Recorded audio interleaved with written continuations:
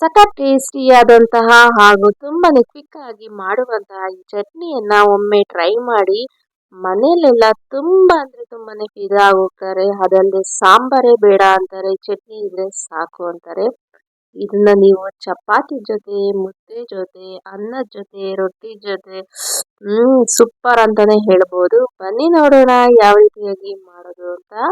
ಮೊದಲಿಗೆ ಒಂದು ಕಡಾಯಿಯಲ್ಲಿ ಎಣ್ಣೆಯನ್ನ ಹಾಕೊಳ್ಳಿ. ನಾನಿಲ್ಲಿ ಒಂದು 3 ಸ್ಪೂನ್ ಅಷ್ಟು ಎಣ್ಣೆಯನ್ನು ಹಾಕೊಂಡಿದ್ದೀನಿ. ನಂತರ ಇದಕ್ಕೆ ಒಂದು 2 ಸ್ಪೂನ್ ಅಷ್ಟು ಕಡಲೆಬೇಳೆಯನ್ನ ಹಾಕೋಬೇಕಾಗುತ್ತೆ.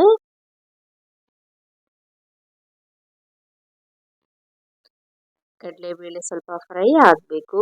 ನಂತರ ಇದಕ್ಕೆ ನಾನು ಕಡಲೆ ಬೀಜವನ್ನ ಹಾಕೊತಾ ಇದ್ದೀನಿ. ಕಡಲೆ ಬೀಜವನ್ನ ಇಲ್ಲಿ ನಾನು ಒಂದು 3 ಸ್ಪೂನ್ ಅಷ್ಟು ಹಾಕೊಂಡಿದ್ದೀನಿ. ಎರಡನ್ನು ಒಮ್ಮೆ ಚೆನ್ನಾಗಿ ಫ್ರೈ ಮಾಡ್ಕೊಳ್ಳಿ. ನಂತರ ಇದಕ್ಕೆ ಸಣ್ಣದಾಗಿ ಕಟ್ ಮಾಡ್ಕೊಂಡಿರುವಂತಹ ಒಂದು ದೊಡ್ಡ ಸೈಜ್ ಈರುಳ್ಳಿಯನ್ನ ಹಾಕೊಂಡಿದ್ದೀನಿ. ಎಲ್ಲವನ್ನು ಚೆನ್ನಾಗಿ ಫ್ರೈ ಮಾಡಿಕೊಂಡು ನಂತರ ಇದಕ್ಕೆ ಶುಂಠಿ ಬೆಳ್ಳುಳ್ಳಿಯನ್ನ ಹಾಕೊತಾ ಇದ್ದೀನಿ. ಇದನ್ನು ಹಾಕಿ ಒಮ್ಮೆ ಫ್ರೈ ಮಾಡ್ಕೊಳ್ಳಿ.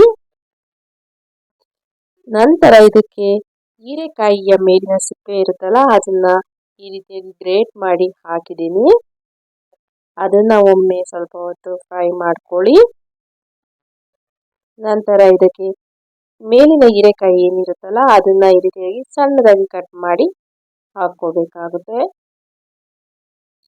ಒಮ್ಮೆ ಎಲ್ಲವನ್ನು ಚೆನ್ನಾಗಿ ಫ್ರೈ ಮಾಡ್ಕೊಳ್ಳಿ.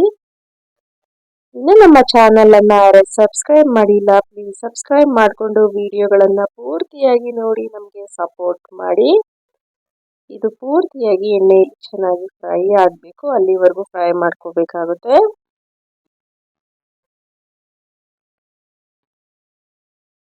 ನಂತರ ಇದಕ್ಕೆ ಒಂದು 10 ಹಸಿಮೆಣಸಿನಕಾಯಿಯನ್ನ ಹಾಕೊಂಡಿದ್ದೀನಿ. ನೀವು ಖಾರಕ್ಕೆ ಅನುಗುಣವಾಗಿ ಹಸಿಮೆಣಸಿನಕಾಯಿಯನ್ನ ಹಾಕೊಳ್ಳಿ.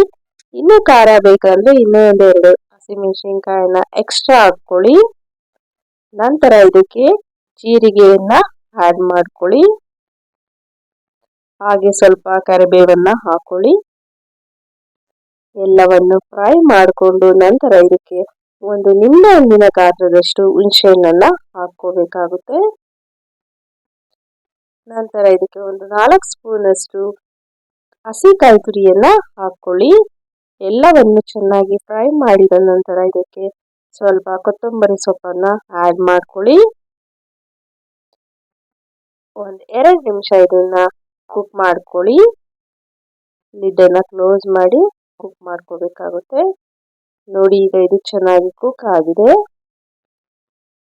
ಈಗ ಸ್ಟವ್ ಅನ್ನ ಆಫ್ ಮಾಡ್ಕೊಳ್ಳೋಣ. ಮತ್ತೆ ಇದನ್ನ ಸ್ವಲ್ಪ ತಣ್ಣಗಾಗೋಕೆ ಬಿಡೋಣ.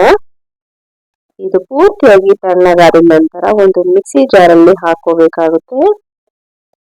ಇನ್ನು ನಮ್ಮ ಚಾನೆಲ್ ನಲ್ಲಿ ಸುಮಾರು ವೆರೈಟಿ ಆದಂತಹ ವಿಡಿಯೋಗಳನ್ನ ಅಪ್ಲೋಡ್ ಮಾಡಿದ್ದೀನಿ. ಅವುಗಳನ್ನು ನೋಡಿ ಹೇಗಿದೆ ಅಂತ ನಮಗೆ ಕಮೆಂಟ್ ಮೂಲಕ ತಿಳಿಸಿ.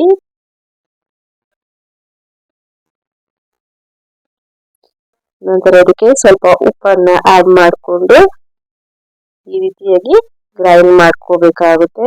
ನೀರನ್ನ ಆಡ್ ಮಾಡಕ್ ಹೋಗ್ಬೇಡಿ.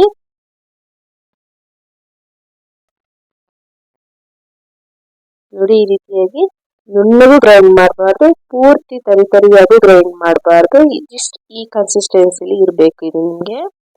ಈಗ ಇದನ್ನ ಒಂದು ಬೌಲಲ್ಲಿ ಹಾಕಿ ಸರ್ವ್ ಮಾಡ್ತಾ ಇದ್ದೀನಿ. ಈ ವಿಡಿಯೋ ಇಷ್ಟ ಆಗಿದ್ರೆ ನೀವು ಟ್ರೈ ಮಾಡಿ, ಹೇಗೆ ಬಂತು ಅಂತ ನಮಗೆ ಕಮೆಂಟ್ ಮೂಲಕ ತಿಳಿಸಿ. Thank you.